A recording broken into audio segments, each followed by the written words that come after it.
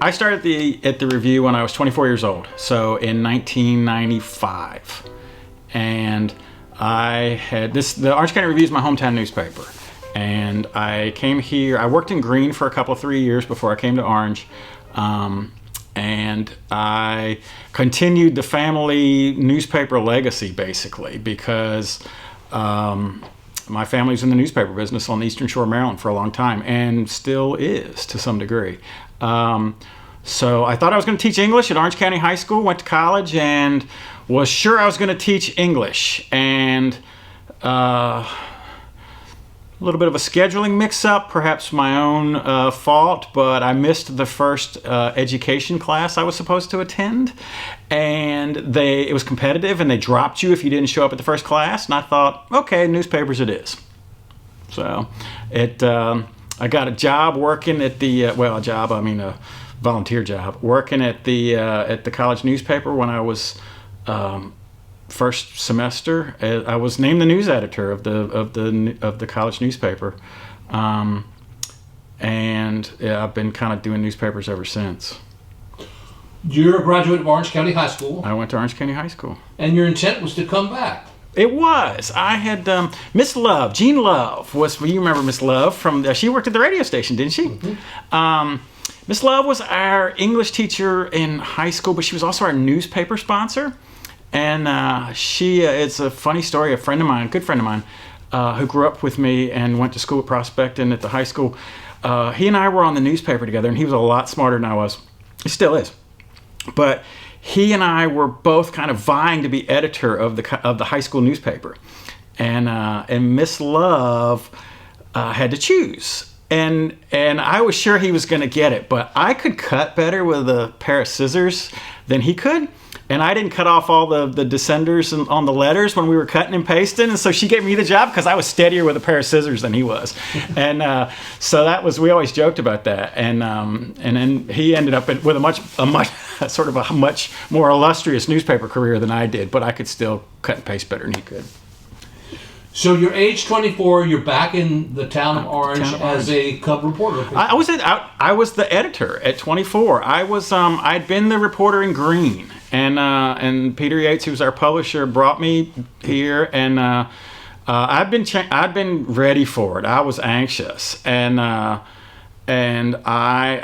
kind of cut my teeth over in Greene as a reporter there, covering all kinds of stuff. And so I came back to Orange. I mean, I still lived in Somerset. I mean, it's not like I really had gone very far, and so I was. I was pretty green when I looked back before I came over here, not today, but a couple days ago when you asked me to do this. I looked back at some of the first few issues, and I just like, wow, man, I didn't know what I didn't know. I thought I was hot stuff, Well, the editor of a local newspaper weekly is a pretty important position to have in a community. I would like to think it still is. It certainly felt like it at the time and for a long time. This was before the internet. This was before, more or less. This was before the internet was just sort of burgeoning. But there was no social media. There was no, we were Facebook before Facebook, and there was a lot of that reliance on the newspaper, and we were the source of information locally. And I looked back, and there was a sort of an introductory column that I wrote, and I told the readers, and I said, if you let us know about something, we're going to try like crazy to get there. And I think we upheld that promise pretty well for a long time until it was a sort of a social contract between the newspaper and the readers until they sort of, and I'm not blaming anybody, but it was different after, social media took hold, and there was people were much more readily telling their circles about stuff than telling the community at large. So did you feel any pressure from some of the shakers and movers in town back in the day when you first started as editor? People would reach out. People would try to convince me of their point of view, either in the hopes of a favorable editorial or maybe favorable coverage. And it was, one of the first issues when I started was forestal land use, and that was a big thing. You probably remember that. And I didn't even know what it was, to be honest with you, when I was, when I just jumped into the Orange Review. And there were strong opinions on both sides, and I was just trying to get up to speed. And I had people in my ear telling me why this was the worst thing in the world or why it was the best thing in the world. And I was like, I don't think it's really either one. But I mean, it's but yeah, I mean, and then over time, whether it was political stuff or the one school, two school debate, or whatever planning and zoning issue, usually a land use issue were the things that were the most where people had the strongest opinions and would try to kind of sway me. The town is turning 150 years old this year. You've been this year writing about the 50th anniversary, 100th anniversary of the town, which was 50 years ago. Yeah. So what's going on, and what was turning everybody's crank 50 years ago in this town? The centennial was a big deal. I mean, the town was there was a committee, and Mr. Cortada was the chairperson of this committee, and there were two plays that were being staged in conjunction with the centennial. There was a commemorative coin, two commemorative coins, a bronze one and a silver one. The Lions, I think it was the Lions Club? No, maybe the Kiwanis. No. The Kiwanis, the JCs, the Lions, somebody, and the Rotary Club were doing barbecues. There was a concert. They sent Dickie Cox. I don't know if you know who Dickie Cox is. He was the Orange ambassador, and they got him a Datsun from over at PD Walls, and they painted it orange, or maybe it was already orange, and they outfitted it with a sign, and they sent him on an 1,800-mile tour promoting the Orange Centennial. He went all around the circumference of the state and was like pitching orange to anybody and everybody, and it was sort of a promotional tour, and so that was kind of an interesting thing that they were doing. And it's interesting, that's related to the centennial, but news-wise, gosh, it's so not that different from what we're doing now. The supervisors were looking at a tax increase. Okay, the schools wanted to add teachers. They wanted to pay the teachers more money. The difference, of course, is scale. The county budget was, I don't know, like $3 or $4 million versus $120 million. I mean, it was a different. Teachers had, I think the teacher scale for 1972-73 school year was going to be $7,000 to $9,000. So it, but they had a landfill that the county had a landfill that they had to build, and the town wasn't going to be able to use its dump site anymore. That was, the health department was like, you can't do that. The thruway or the expressway project that we, now take for granted between Orange Tire and the intersection, that wasn't built yet. They were still getting right of way for that. Some buildings on Main Street were being torn down to make way for that, of course. I mean, they just built the Higginbottom Law and Bowman Law office there at the corner. Other buildings were where we consider Perry Plaza now. Those had been taken down to accommodate the new thruway. The 7-Eleven site on Bird Street was not, that had just been sold and had been bought by a developer in Spotsylvania or Fredericksburg, and didn't know what the plans were for it for a little while until they announced they would build a 7-Eleven there. So stuff that we take for granted now and that we're just sort of used to, it's part of the fabric of the town, we're just like, oh yeah, that's no big deal, but then it was a big deal. What about hard news stories from back then? Fires and floods and disasters, murders, all the rest of it. From 50 years ago, they had, the big story was probably 2 years before, maybe 3 years before, when they robbed the bank on the corner, and then they caught the guy, and he had some sort of made-for-TV plot where he'd gotten these guys from Culpeper that were going to take out Roy the barber, and I mean, it was hot stuff, and you couldn't have written a TV crime special like that. It's interesting. I think that the paper had probably more crime in the paper back then. Throughout the years that you were editor, there was always one person who would come through the door with advice. Back in the day, this is how we did it, Jeff. We both know who that guy is. We've had a lot of people that have done that. What about Duff Green? I mean, Duff is, I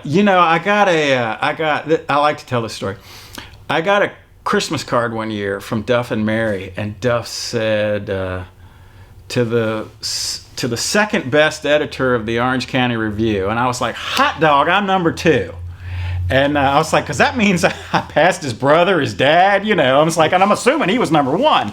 And, Duff has been a tremendous resource, because I could ask Duff, I'm like, who is this guy? What is the story here? Tell me about X, Y, or Z. And Duff would, and many times unsolicited, which was great, because I would just be, he would see something in the paper, or he'd come in and he'd say, it's the 50th anniversary of such and such and such and such. And I'm like, no idea, but okay. And so then he'd give me the story, and then he'd say, I'll have a picture for you next week. I'm like, thank you, And so that sort of institutional knowledge about, how he kept all that up here, I have no idea. I marked everything down so I can remember it, and I still don't remember it.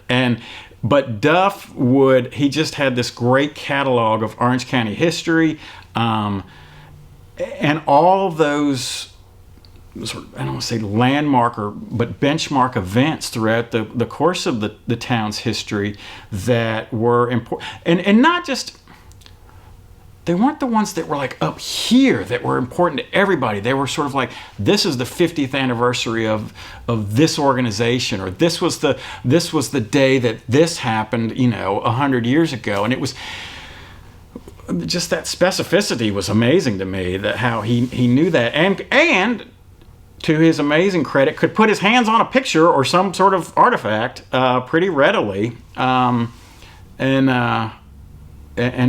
back it up and just say, because he would remember, I did this and that on this story or this topic. And what about your letters to the editor? Well, we've gotten a few more lately.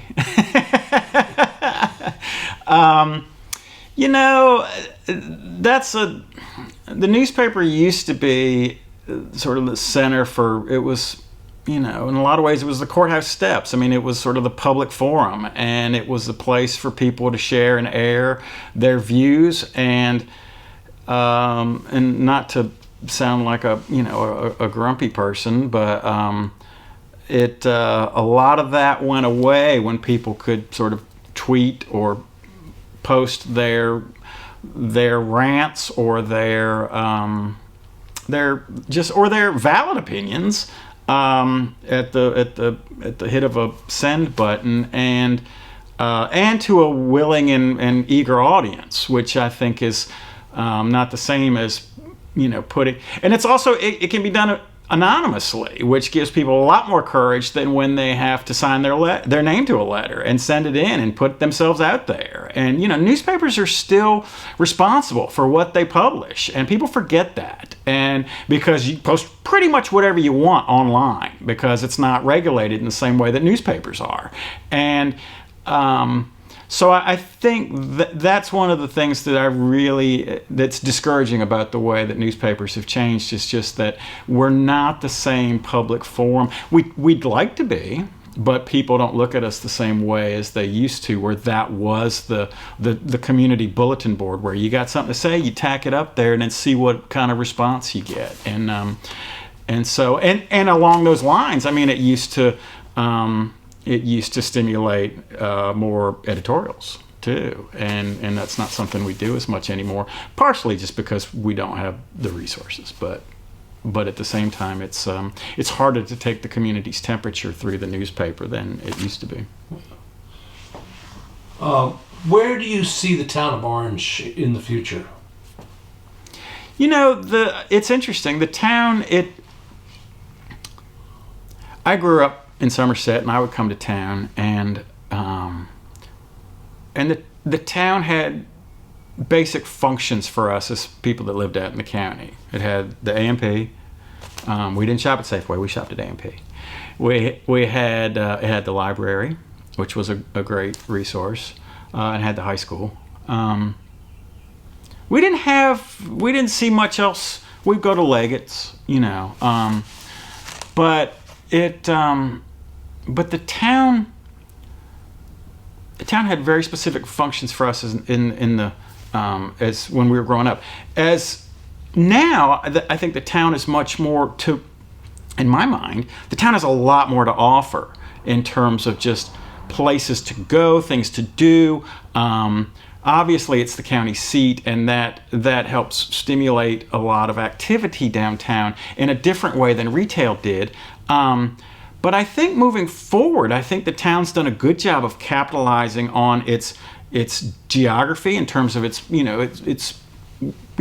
location. It's near a lot of things. It's, certainly we have tourism attractions all around us.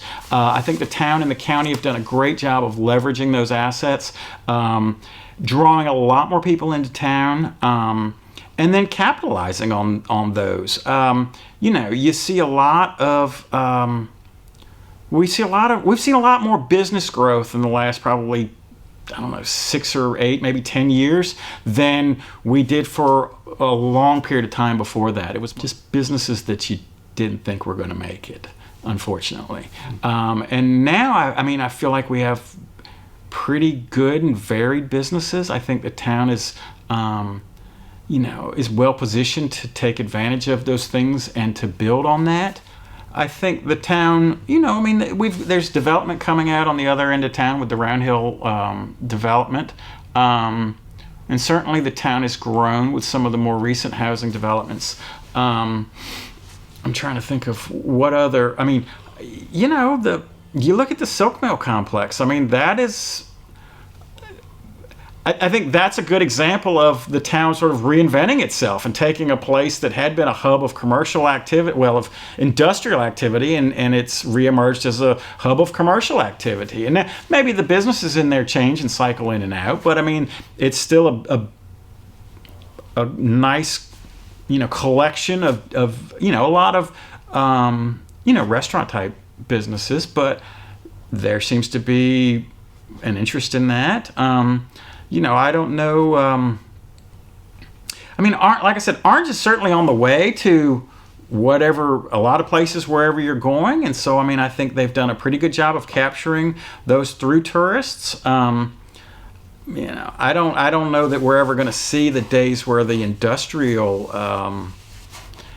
the manufacturers or things like that are the primary employers like they were in the, in the 60s and 70s, or even the 80s. But I don't think we see that in very many places. Unless you've got a major facility somewhere. And then those would tend to be in places that have a lot more space. So, they wouldn't be in town most likely anyway.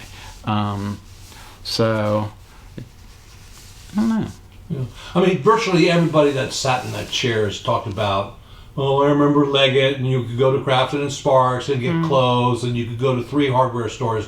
And you can't do that now because big box stores moved into towns that are close by, and then the internet and Amazon came along, and they took all that business away, and they just kind of shriveled and died. Yeah, but you know what? That's not... sure, the big box stores moved in those places, but people made a choice to go to those big box stores. They didn't say, I have to go there. They could still go on down to Faulkner and buy whatever they wanted to. They just thought they were going to save like $3 and go out to the big box store. So, part of that's a conscious choice. So we've all shopped at big box stores. We may not be proud to admit it, but we've all done it. But it's also a choice to do that, as opposed to saying, I'm going to support my local retailer, or I'm going to support somebody who I know, or I'm involved in a local community organization with, or I volunteer with, or I went to school with. Here's a tough one for you. What's the future of both? weekly local newspaper? Well, people still need to know what's happening in their community. They still need to know about what local government is talking about doing, what local government is doing. In most cases, the only one paying attention to local government is the local newspaper or the local media. And that's important because this is where the decisions that are made that affect people probably most directly. National politics and national government and state government get a lot more headlines and they make a lot more noise. But, when it comes down to it, land use, taxes, schools, those are local decisions. And, emergency services, those are local decisions, local actions that affect people's lives. So, infrastructure, broadband, things that are essential parts of our daily life, those are local issues. And, community weekly newspapers are hopefully the ones covering those things. It's a lot more challenging. We don't have the resources that we did even a year ago, 3 years ago, 10 years ago. COVID has changed some things for the better. I mean, we can't be in two places at once, but now most meetings are streamed. They're recorded, so if we can't get to something, we're able to catch it the next day and find out what happened. We would prefer to be there because that's, we need to be there to see the decisions that are making, to hear what's being said, and to capture those conversations. And and I think that the need for that local information is always going to be there, and it's better to have it run through an organization that curates it, that validates it, and that presents it consistently. And so I think it's important. But I'm not going to say it's not pretty challenging.